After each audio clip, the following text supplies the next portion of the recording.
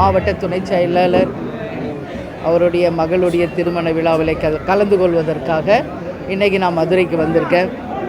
இன்றைக்கி நேற்று நீங்கள் பார்த்தீங்கன்னா தலைமை கழகத்திலே மாவட்ட கழக செயலாளர்கள் கூட்டம் நடந்தது. அந்த கூட்டத்திலேயே பத்திரிகையாளர்கள் கேட்ட எல்லா கேள்விகளுக்குமே நான் பதில் அளித்திருக்கேன். இன்றைக்கி எங்கள் மாவட்டத்தினுடைய துணை செயலாளர் கேப்டன் பிறந்த சொந்த ஊரான மதுரைக்கு வந்து உங்கள் எல்லாரையும் சந்திக்கிறதுல உண்மையிலே நான் மகிழ்ச்சி அடைகிறேன். அவர் வந்து யஷ்வின் பாபு வந்து பார்த்திங்கன்னா கேப்டன் மேலே மிகப்பெரிய பற்று கொண்டவர், கட்சியின் மீது மிகப்பெரிய விசுவாசம் கொண்டவர் அவங்க குடும்பம். அதனால் மணமக்கள் எல்லா வளங்களும் நலங்களும் பெற்று வாழணும்னு சொல்லி மனமாற வாழ்த்திட்டு இங்கே உங்கள் முன்னாடி வந்திருக்கேன். எந்த கேள்வி வேணாலும் நீங்கள் கேட்கலாம். மும்மொழி கொள்கை, புதிய கல்விக் கொள்கை திட்டங்களை வந்து தமிழக அரசு ஏற்றுக்கொள்ளாத காரணத்தினால 2000க்கும் மேற்பட்ட கோடிகளை மற்ற மாநிலங்களுக்கு மத்திய அரசு அனுப்பியிருப்பதாக முதலமைச்சர் குற்றச்சாட்டு.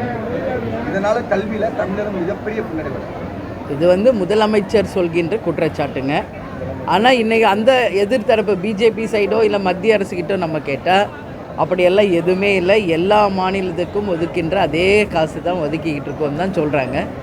அதனால் எப்போவுமே ஆளுங்கட்சி எப்படின்னா தங்களை ஒரு பிரச்சனையிலேருந்து காப்பாற்றி கொள்வதற்காக மத்திய அரசு மேலே பழியை சொல்லிவிட்டு அதிலேருந்து தப்பிச்சுக்க பார்ப்பாங்க. இல்லை தமிழக பிரச்சனை என்றால் ஏற்கனவே ஆட்சி செய்தவர்கள் மேலே குற்றம் சொல்லி அதிலேருந்து தப்பிச்சுக்க பார்ப்பாங்க. இதுதான் திராவிட மாடல் ஆட்சியினுடைய ஒரே உதாரணம். அந்த வகையில் இன்றைக்கி கல்விக்கு மட்டுமில்லை, இன்றைக்கி விவசாயம், மழை வெள்ளத்தால் பாதிக்கப்பட்ட விவசாயிகளுக்கு டெல்டா மாவட்டத்தை சேர்ந்த முதல்வர் என்ன நிவாரணம் வழங்கியிருக்காருன்னு நான் கேட்குறேன். எதுக்கெடுத்தால் நான் டெல்டாக்காரன் தான் அப்படின்னு சொல்கிறார் முதல்வர். நான் போயிட்டு வந்தேன் மயிலாடுதுறை, தஞ்சை, திருவாரூர், நாகையெல்லாம். இது வரைக்கும் முதல்வர் ஒரு வாட்டி கூட போய் பாதிக்கப்பட்ட விவசாயிகளை பார்க்கல. எப்போ பாரு மத்திய அரசையே டிபெண்ட் பண்ணி நம்ம இருக்கிறதுக்கு தமிழக அரசு எதற்கு? அப்போ தமிழக அரசின் நிதி எங்கே போகுது? இன்றைக்கி கனிம வள கொள்ளை, டாஸ்மாக் வருமானம், லஞ்சம், ஊழல், எல்லா விலைவாசியும் உயர்வு, அனைத்து துறைகளிலுமே விலைவாசி உயர்வு என்று தமிழ்நாடே இன்றைக்கி மிகப்பெரிய விலைவாசி உயர்வில் மாட்டிக்கிட்டு இருக்கோம். இந்தியாவிலேயே அதிக கடன் இருக்கின்ற மாநிலம், முதல் மாநிலம் எதுனா நம்ம தமிழ்நாடு தான். இந்த மாதிரி உதாரணங்கள் இருக்கும் பொழுது சாக்கு போக்கு சொல்லி நம்ம முதல்வர் தப்பிக்க முடியாது. ஏன்னா தமிழக மக்கள் வாய்ப்பு கொடுத்து வாக்களித்து அவரை முதல்வர் ஆக்கியிருக்காங்க. எனவே கொடுத்த வாக்குறுதிப்படி மக்களுக்கு அவர் நிச்சயமாக என்ன செய்யணுமோ அதை கண்டிப்பாக செய்யணும்.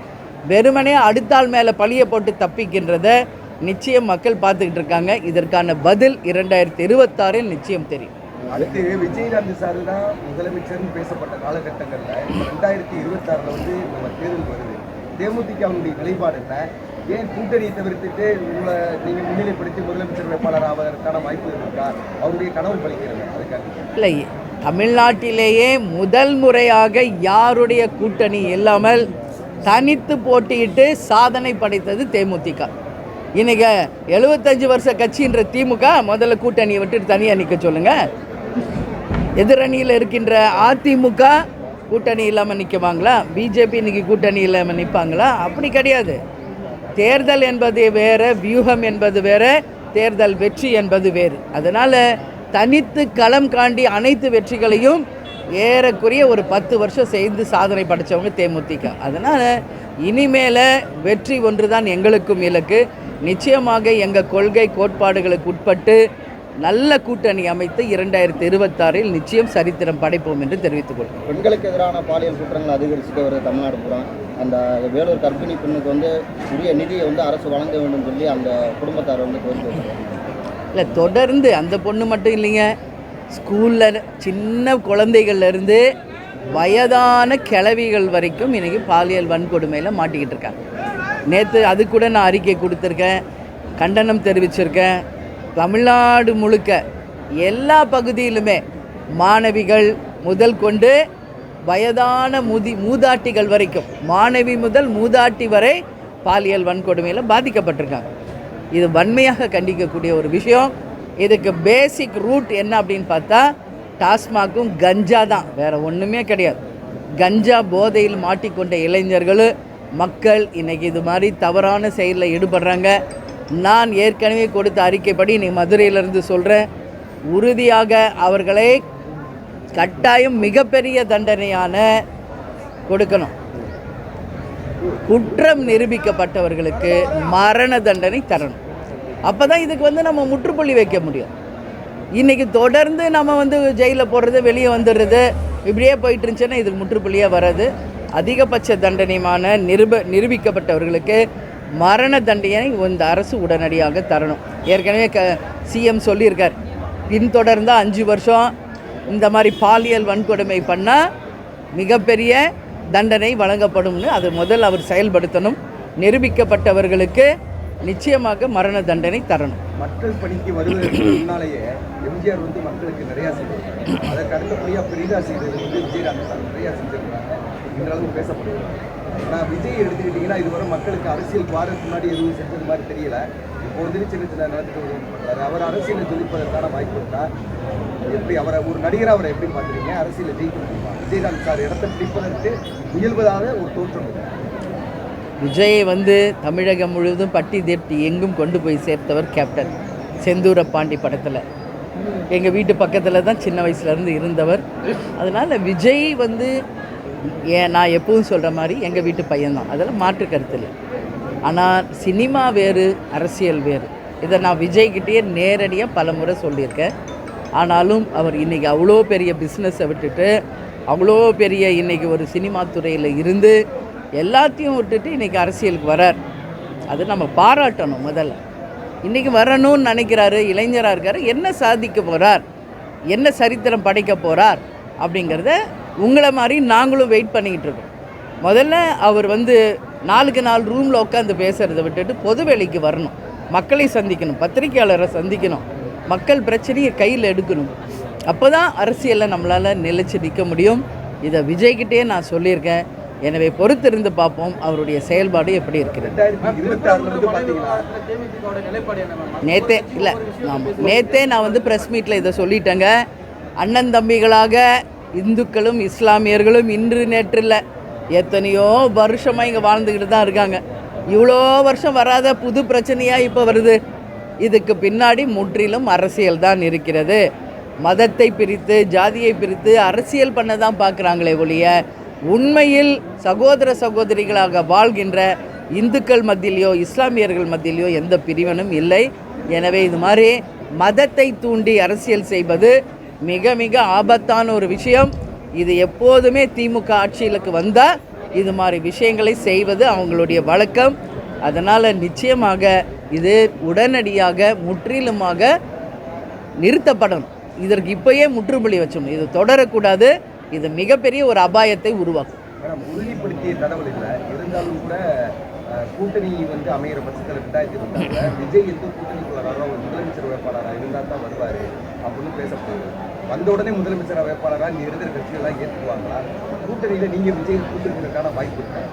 இல்லை, இது வந்து விஜய் வராரா, முதல்வர் வேட்பாளரை கேட்குறாரா, எந்த கூட்டணிக்கு வராரு, இது எதுவுமே நமக்கு தெரியாது. நீங்கள் அவர்கிட்ட தான் இதுக்கான பதில் கேட்கணும். விஜய் பற்றி கேள்விக்கு என்கிட்ட பதில் கேட்டால் என்ன வந்து சொல்ல முடியாது. தேமுதிகவை பற்றி கேளுங்க, நாங்கள் சொல்கிறோம். அதனால் என்ன நான் சொல்கிறேன்னா, உடனே வந்தவுடனே முதல்வர் ஆயிடணும் அப்படின்னு நினைக்கிறாங்க இன்றைக்கி இருக்கிறவங்கன்னு முதல்வரே ஸ்டேட்மெண்ட் கொடுத்துருக்காரு. உதயா மட்டும் உடனே வந்தவுடனே துணை முதல்வர் ஆகலாமா அப்படின்னு மக்கள் கேள்வியை நான் கேட்குறேன். வந்து ஒரு 3-4 வருஷத்துலேயே சாதாரண உறுப்பினராக வந்தார், எலெக்ஷன் கேம்பெயின் போனார், அதுக்கு அடுத்து பார்த்தா எம்எல்ஏ ஆனார், உடனே அமைச்சர் ஆனார், இன்றைக்கி துணை முதல்வர் ஆகிட்டார். ஜஸ்ட் எல்லாமே 3-4 இயர்ஸ்க்குள்ளே. அப்போ அதை மக்கள் ஏற்றுக்கிறாங்களா அப்படின்ற கேள்வியை மக்கள் கேள்வியாக நான் முதல்வரை கேட்குறேன். எங்களை பொறுத்த வரைக்கும் விஜய் வந்து யார் கூட கூட்டணி, யாரோட வரப்போகிறார் என்பதை விஜய் தான் தெளிவுபடுத்தணும். அதை பற்றி நான் என்னோட கருத்தை இந்த நேரத்தில் சொல்ல முடியாது. தேர்தல் முடிவுகள் எப்படி பார்க்குறீங்க? இங்கேயும் சரி, டெல்லியிலையும் சரி, டெல்லி முடிவுகள் இல்லை, டெல்லியில் வந்து கெஜ்ரிவால் வந்து தோல்வி விட்டுருக்காருங்க. அதுக்கு என்ன ரீசன்ன்றதை எங்கள் கட்சியும் டெல்லியில் இருக்குது, விசாரித்தோம். தொடர்ந்து 10-15 வருஷமாக வந்து ஆம் ஆத்மி கட்சி தான் அங்கே ஆட்சியில் இருந்தாங்க. அவர் மீதும் ஊழல் குற்றச்சாட்டுகள், நிறைய பிரச்சனைகள் வந்தது. அவராலையுமே அந்த ஊழல்லேருந்து நிரூபித்து முடிஞ்சு வெளியே வர முடியல. யூஸ்வலாகவே இவங்க நம்மளுக்கே தெரியும், தமிழ்நாட்டிலே 5 வருஷம் அவங்கன்னா 5 வருஷம் இவங்க மாற்றி மாற்றி ஓட்டு போடுறது தான் நம்ம மக்களுடைய மனநிலை. அந்த வகையில் இந்த முறை கெஜ்ரிவால் வந்து வெற்றி பெறல. மிகப்பெரிய கேப்புக்கு அப்புறம் இன்றைக்கி பிஜேபி ஆட்சிக்கு வந்திருக்காங்க. சென்ட்ரல்லையும் அவங்க தான், கேபிட்டல்லையும் அவங்க தான். என்ன அவங்க சாதிக்க போகிறாங்க என்பதை நிச்சயம் வெயிட் பண்ணி பார்ப்போம். கட்சியினுடைய வளர்ச்சி மற்றும் சொல்லி தெரியல. பாஜகவே மீண்டும் மீண்டும் ஜெயிக்கணும்னு சொல்லி மாநில செயலாளர் சமூகம் இது அவங்க கருத்துங்க. கட்சியே இல்லையா அப்படின்றது நம்ம சொல்ல முடியாது. ஏன் இல்லாமல் இருக்குது? இன்றைக்கி பல்வேறு மாநிலங்களில் ஜெயிச்சிருக்காங்களே காங்கிரஸும். அப்படி ஒரு கட்சியே இல்லைன்னு நம்ம யாரும் சொல்லிட முடியாது. ஒரு கட்சியை பொறுத்த வரைக்கும் வெற்றி தோல்வி சகஜம். அதனால் ஒரு தோல்வி ஆகிட்டா கட்சியே இல்லை, ஒரு வெற்றி பெற்றால் எல்லாமே நாங்கள் தான். இதெல்லாம் வந்து தவறான ஒரு செய்தி. அப்படி கிடையாது. அரசியல் என்றால், தேர்தல் என்றால் வெற்றி தோல்வி எல்லா கட்சிக்குமே சமம் தான். எதுங்க? இப்போ வரைக்கும் அப்படி கிடையாது. நாங்கள் யாருடன் கூட்டணி இருக்கிறோன்றது எல்லாருக்கும் தெளிவாக தெரியும். அதனால் அந்த மாதிரி ஒரு எண்ணமோ அப்படி ஒரு ஐடியாவோ கிடையாதுங்க. அதனால் இன்னும் ஒரு வருஷம் இருக்குது. எப்படியெல்லாம் அரசியலில் மாற்றங்கள் வரப்போகுது, யார் யார் கூட கூட்டணி வரப்போகிறாங்க என்பதெல்லாம் நம்ம பொறுத்து இருந்து தான் பார்க்கணும். ஆளுநர் வந்து 12 மசோதாவை நிறுத்தி வச்சிருக்கிறதா சொல்லி அது உச்சநீதிமன்றம் அவரை கேள்வி எழுப்பியிருக்கு. இப்போ ஆளுநரோட செயல்பாடை நீங்கள் எப்படி பார்க்குறீங்க? இல்லை, இது சரியா தவறா? இல்லை, தொடர்ந்து ஆளுநர் வந்து சட்டசபைக்கு வர்றது, கோச்சிக்கிட்டு வெளியே போகிறது, இது நம்ம அப்புறம் இவங்க வந்து தேநீர் விருது கூப்பிட்டா இவங்க போய் உட்கார்றது, அப்புறம் சென்ட்ரல் கவர்மெண்ட்டில் இருக்கிறவங்களை கூப்பிட்டு இவங்க குடும்ப விழாவுக்கு அழைத்து அவங்கள வந்து முன்னிலைப்படுத்துவது, இதெல்லாம் நம்ம பார்த்துக்கிட்டு இருக்கோங்க. நான் தான் ஒரே வார்த்தையில் சொல்கிறேங்க, எல்லாத்துக்குமே பின்னாடி இங்கே அரசியல் தாங்க இருக்குது. ஆளுநர் தன்னுடைய உரிமையே பேசுகிறாரு, ஆளுங்கட்சி தங்க உரிமையை பேசுகிறாங்க. இதுதான் அங்கே நடந்துக்கிட்டு இருக்கு. அவர் என்ன சொன்னாருன்றதை நம்ம பார்த்தோம். தமிழ் தாய் வாழ்த்து முதல்லையும் பாடணும், கடைசிலையும் இது தேசிய கீதம் முதலையும் பாடணும், கடைசியும் பாடணும்னு சொன்னார். இதுதான் அங்கே பிரச்சனை, வேறு ஒன்றும் கிடையாது. இதை வந்து கொஞ்சம் புரிதலோட ஆளுங்கட்சியும் ஏற்றுக்கிட்டு அவருக்கு எக்ஸ்பிளைன் பண்ணி புரிய வச்சா தமிழ்நாட்டுக்கும் மக்களுக்கு தான் நல்லது. இவங்க 2 பேரும் முறைச்சிக்கிட்டு இருக்கிறதுனால தமிழ்நாடும் மக்களும் தான் இது பாதிச்சுட்டு இருக்காங்க. இது மாறணும். 2026 திமுக தான் மீண்டும் 200 தொகுதிக்கு மேலே கைப்பற்றி ஆட்சியை நிலைநாட்ட போதுன்ற ஒரு அவங்க சொல்லி உங்களுடைய கூட்டணி. நான் இதுக்கு பதில் பல முறை சொல்லிட்டேன். 234 தொகுதியில் எங்கள் கூட்டணி ஜெயிக்கும் அப்படின்ற நம்பிக்கை உறுதி நான் சொல்கிறேன். 200 இல்லை, 234 தொகுதியில் எங்கள் கூட்டணி ஜெயிக்கும். ஏன்னா இப்போ இருக்கிற திமுக கொடுத்த வாக்குறுதிகளை நிறைவேற்ற நீங்கள் தமிழ்நாடு பத்திரிகையாளர் உங்களுக்கு தெரியும். கனிம வளம், டாஸ்மாக்கு, கஞ்சா, கற்பழிப்பு, எல்லா பக்கம் லஞ்சம், ஊழல், சாலைகள் இல்லை, வேலை வாய்ப்பு இல்லை, எந்த வாக்குறுதியும் நிறைவேற்றவில்லை என்று மக்கள்கிட்ட மிகப்பெரிய கோபம் திமுக அரசு மேலே இருக்குது. இப்போ சைலண்ட்டாக இருக்கிற மக்கள் நிச்சயமாக 26 ஓட்டு போடும்போது மாற்றத்தை உருவாக்குவார்கள். அதனால் நான் சொல்கிறேன், எங்கள் கூட்டணி 234 ஜெயிக்கும் என்பதை நான் சொல்கிறேன்.